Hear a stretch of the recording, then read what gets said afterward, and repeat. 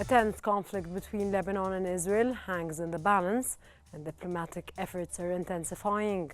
U.S. Special Envoy have arrived in Beirut, marking a pivotal moment. Would their negotiations bring an end to the violence, or will the path to peace remain elusive? This is In Depth.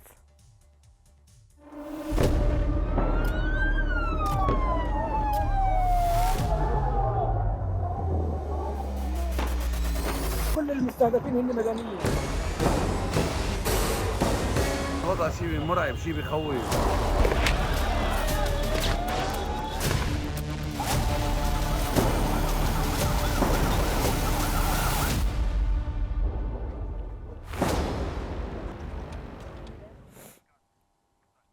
In a recent Axios scoop, Israel presented the White House with demands for ending the war in Lebanon just before U.S. Envoy Amos Hochstein visited Beirut. Key Israeli demands include preventing Hezbollah from remaining in southern Lebanon and maintaining Israeli airspace access, both of which contradict UN Security Council Resolution 1701. Lebanon's Speaker of Parliament, Nabih Berri, warned that Hochstein's visit may be the last chance for a diplomatic solution before the United States elections, while stressing Lebanon's refusal to amend 1701. Hochstein is pushing for a stronger Lebanese army presence and an expanded UNIFIL mandate, signaling complex negotiations ahead. How these conflicting demands are reconciled could determine the future of the entire region.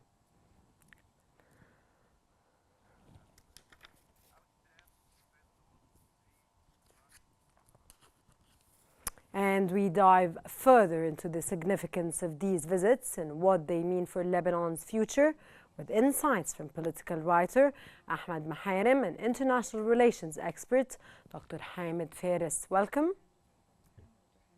Thank you.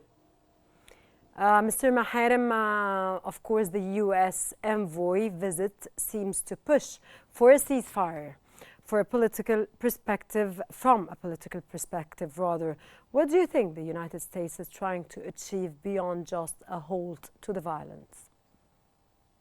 The U.S. envoy to Lebanon, Hochstein, it is 6 visits to Lebanon, and it is considered the first visit since Israel badly attacked south of Lebanon on a very extensive kind of attack on a daily basis.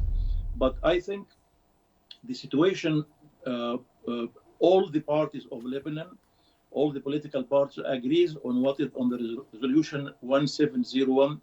Everyone is agreeing on that, but Israel is trying to say 1701 plus. What Israel is trying to get plus is the UNIFIL and the Lebanon army are together defending the area. I think Israel has another option. I think after what they have done for almost more than 1 year in Gaza and more than 3-4 weeks in Lebanon, especially with the assassination of the leader of Hamas, they do feel that they have achieved a kind of victory. It is not real victory, but this is exactly the emotion feeling of the Israeli leader, starting from Benjamin Netanyahu. That's why they still hope that they can push more with that visit, that something can be happen to give them more chance to more pressure on the Lebanese government. And I think mostly what America is trying to do for the last 6 months is trying to remind us and to remind the world that what happened in a year's time, the extensive visit of the Minister of Foreign Affairs, the Secretary of States to the region, nothing happened, especially on the ground. Still Israel attacking both areas in Gaza and Lebanon. I do feel the security in that region is really very shaky, and its main concern for the General Assembly as well as the Sir, security. do you think that this initiative could be constructive? We hope so, but I think the feeling of victory from the Israeli cabinet is giving them a lot of more power and more pressure. I hope that something can happen to make a kind of compromise, and there is a lot of pressure on the Lebanese government. I hope that can be successful, but I doubt very much. Okay, let's move to Dr. Faris. Welcome, sir. And of course, the UN resolution 1701 was a key in ending the 2006 Lebanon war. But Hoxton believes it's not enough for today's conflict. What do you think a more comprehensive agreement might look like? Welcome to you and welcome to your audience of Qnews. In my opinion, I think the solution in Lebanon will be achieved by the implementation of the relevant UN Security Council resolutions. On top of them, 1701 resolution that is linked to two resolutions which are 1680 and 1559. These resolutions might lead to a comprehensive ceasefire in Lebanon, providing that there is a political will for, or at the state of occupation of Israel that doesn't want to end the war in Lebanon. They even linked stopping the war in Gaza to stopping the war in Lebanon, because they want to connect the arenas, meaning that Israel literally said that they want to stop the war in Lebanon, providing that the hostages in Gaza are released. So, in my opinion, I think there is an escalation, especially that the Israeli proposal that was submitted to Hochstein was unfair. It included many difficult conditions that Lebanon cannot fulfill, because this affects the sovereignty and the stability of Lebanon, because it allows the Israeli aviation to enter the Lebanese sky. Sir, do you see that the Israeli side wants to reach any compromise or stop what it's doing at this point? As you can watch what's happening live, and it's still happening, and they don't stop hitting, and they don't stop genocides and atrocities on daily basis, night and morning, that to the extent that the citizens in both in Lebanon and in Gaza now are terrified everywhere, with of course lack of humanitarian aid everywhere.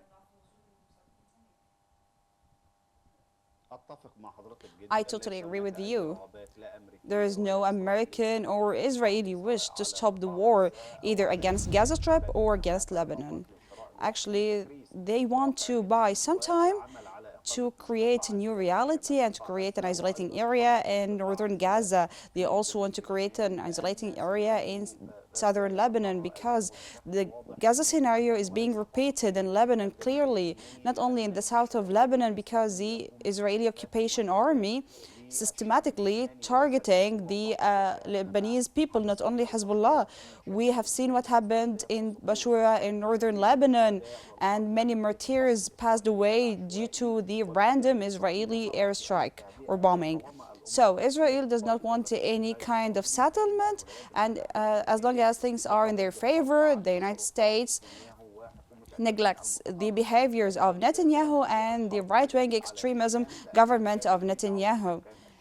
He went in war in Lebanon because he wanted the residents to return to their settlements. This criminal action and the expansion of the conflict will never lead to any political solutions. So he's looking for military solutions to serve his own interests, to buy time, to stay in the authority as long as possible until this shaky phase passes, which is the American election. He wants Trump in the authority, in the administration, because he thinks that Trump is a real friend of Israel, and he wants to implement the greater Israeli war or the century deal. Sir, we'll be back again, but we'll move on to a report now. International and Arab diplomatic efforts are intensifying as Israeli violence in Lebanon, with US and Arab League envoys is uncertain as both sides persist to their actions, raising concerns about the conflict's broader regional impact.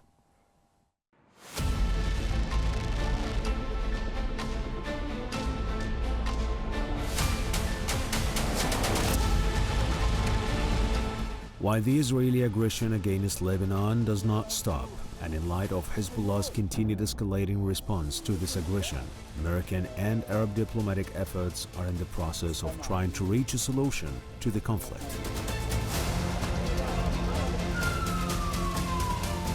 U.S. envoy Amos Hochstein arrived in Lebanon today. Before the visit, Hochstein said in press statements that America wants to see how this conflict in Lebanon can be put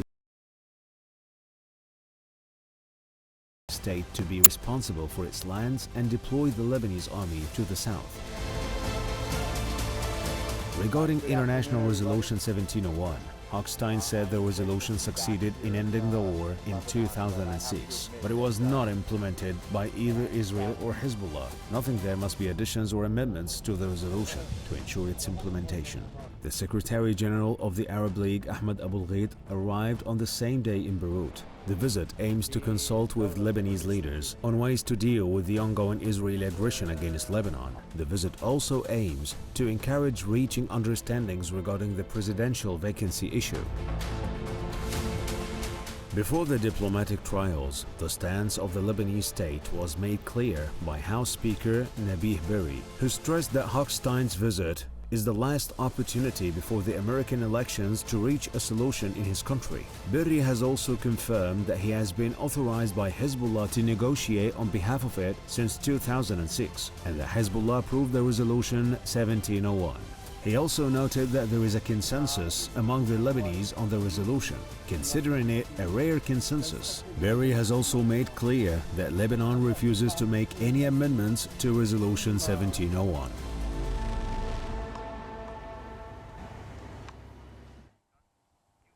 Mr. Mohammed Al-Mta, we're back again to you, and thank you very much for taking with us in your time. How do you view Ahmed Abul Ghait's visit in terms of Arab League involvement? Is this a strong enough regional push to make a difference in the conflict, sir? I think the event is very important because Ahmed Abul Ghait represented the Arab League. Arab countries are very concerned about what Israel is trying to do in the area. The escalating to the situation by Benjamin Netanyahu is not in the favor of any Arab countries in the region. I think more pressure has to be come from America to the Israeli leader. I think Benjamin Netanyahu is trying to use the coming 3 weeks of the presidential election, considering from his side that America is too busy, and he is hoping or aiming that sometime maybe his friend, ex-President Trump, will be on the White House so he can give him what he did promise him. But the visit Sir, I think that, sorry to interrupt you, but I think that what Benjamin Netanyahu is trying to do at this point is not only focusing that America or the United States is very busy with elections, but he is focusing on moving the entire world into a war, into a not only a regional war, but into a World War III. We are on the verge of this. What do you think, sir? I agree with you, correct, 100%. He has different phases. Phase number one, what he did for the 11 months, 12 months, 13 months in Gaza is not enough for him. He moved to Lebanon, what he is doing. I think his third division is that he would like to do something with Iran, but I think America is trying to stop him from doing that, at least for the time being, till the situation is calm. He has different phases now. He's in his mind to do as he exactly to move the area to a situation of battle, not only in the region, but to be a kind of Europa for Third World War, unfortunately. Sir, exactly yesterday, for example, or throughout the night, he hit the military, he hit the financial aid of Hezbollah, and what he's doing continuously and instantly, and he doesn't stop, is a person that is seeking revenge from Hezbollah, which will give him back the revenge and retaliate for everything that he's doing. So we're continuing into a vicious circle that has no end. And where's the international condemnation from all that's happening? I think from his point, he is so secure that there is nobody can stop him. either the United Nations General Assembly, Security Council, the United States, the European Union, from his point that what he is doing is a part of neglecting that any other power can be against him. So actually, this is one of the very sincerely point. This is unaccepted, sir. Unaccepted, absolutely, and that's why Russia, China, from the other side, I think they're trying to be. Will happen that Iran will not be by itself. It will be having a good ally from the international community. Okay, let's move on to Dr. Faris. Dr. Faris, the United States and the Arab League seem to be pursuing parallel efforts for peace. Do you think there's potential for these approaches to converge, or will they remain distinct, sir?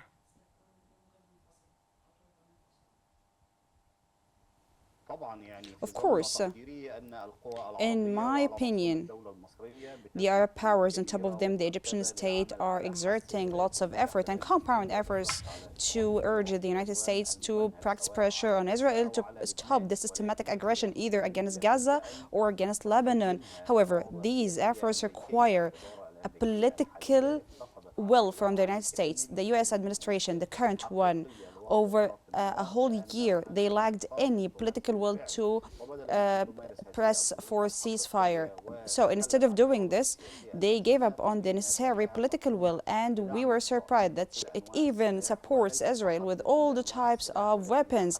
Not only that, even in the Security Council, the United States was one of the main reasons for not issuing a real resolutions in more than 5 draft resolutions that were supposed to be issued for a ceasefire. Hence, depending on the United States of America is nonsense, because the United States massively moved to support the state of occupation, Israel, to achieve the bank of goals, either the announced one or the non-announced one. If the United States of America wants a ceasefire, they should have stopped supporting Israel with weapons, or they should have issued a UN resolution according to Chapter 7 of its charter. However, the US didn't move in this direction. And recently, Israel tried to expand the conflict by opening a new front in Lebanon. The United States didn't stop Israel. They even sent a THAAD missile battery through which they want to protect the Israeli sky, because Israel wants to expand the conflict and even strike Iran, which will lead to an all-out regional war, which is warned against by the Arab power, on top of them the Egyptian state, as they said that the escalation should be stopped and the Israeli aggression against Gaza Strip should be stopped because it's the cause of all tensions in the region. Thank you both for your insightful analysis so far. We'll now take a brief pause to dive deeper into the latest developments. Ahmed Muharrem and Dr. Ahmed Faris, please stay with us as we continue this discussion right after this infograph, and we'll be back again. Don't go away.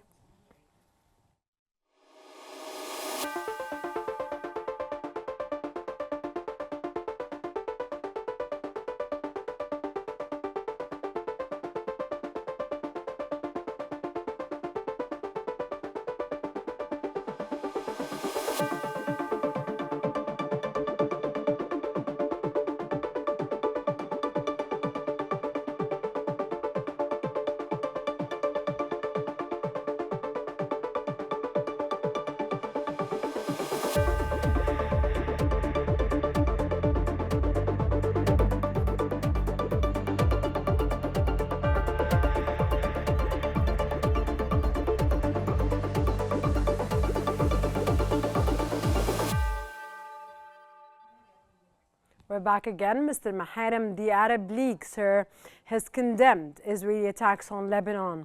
How much political pressure can the League realistically exert on Israel, and what are the limitations for their influence? Your take, sir, please. I think the Arab League, with the good relation with America, especially for that time, America is considering to a certain extent that they have to listen to the Arab community. Especially what's coming on with the election, there is a lot of pressure from the American Arab in different states in America. I believe that there is kind of pressure. Administration of America has to listen carefully and give some kind of advice to Benjamin Netanyahu, because the situation cannot be continuously like that, escalating from one part, and the whole world is watching, and nobody is happy with what Benjamin Netanyahu is leading the world to a very difficult conflict. We move on to Dr. Fares. The Lebanon-Israeli conflict could potentially escalate into a wider regional confrontation. From your perspective, sir, how likely is it that other nations might get involved, and how would that shift the dynamics at this point?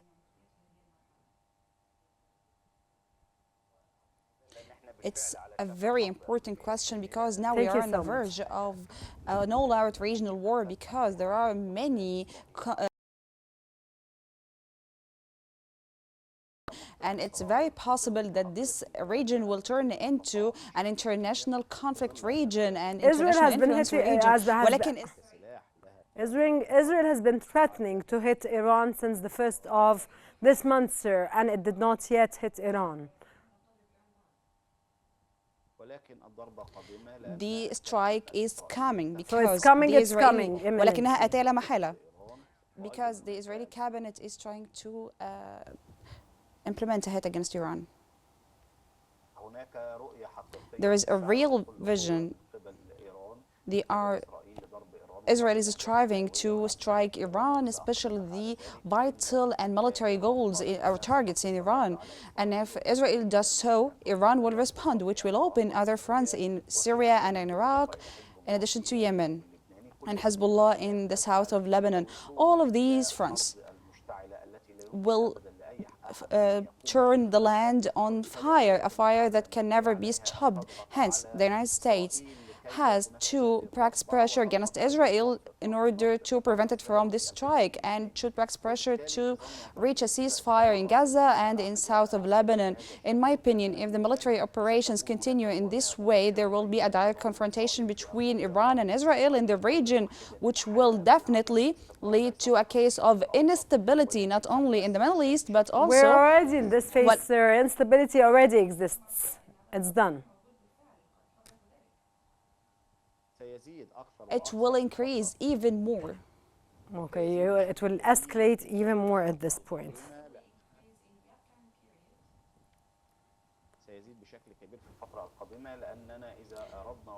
If we want to stop this crisis, we have to stop the war in Lebanon, we have to stop the war in Gaza Strip. But now, this war will turn from being a war against Iran's arms. It will be a direct confrontation against a country that has lots of ballistic missiles and many weapons that can fight Israel with. If Israel targets nuclear establishments in Iran, Iran will also target Daimuna, Interactor, and the oil establishments in the Mediterranean of Israel by Iran. Of course, all of this will create an involvement in the region. It will ignite the war, and this war will continue for long years. Thank you, sir. We move on to Mr. Maharim. Lebanese political factions like Hezbollah play a crucial role in the conflict.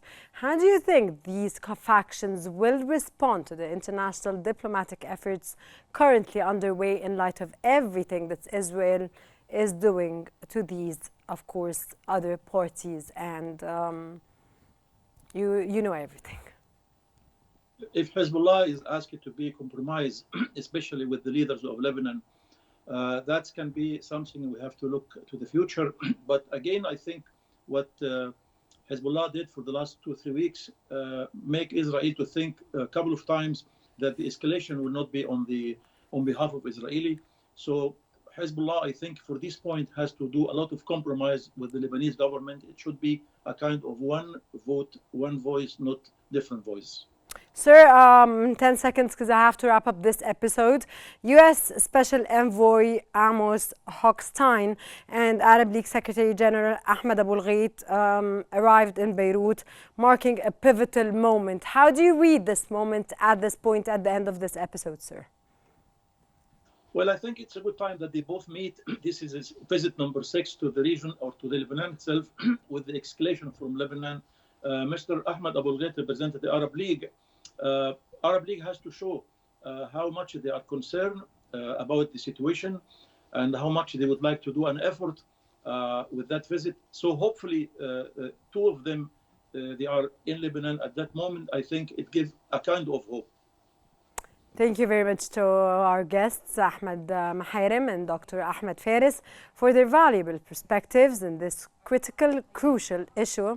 Thank you very much for your informative knowledge, and thank you for always being with us on the show. That brings us to the end of today's episode of In Depth. Stay tuned for more exclusive stories here on Q News. Thanks for watching.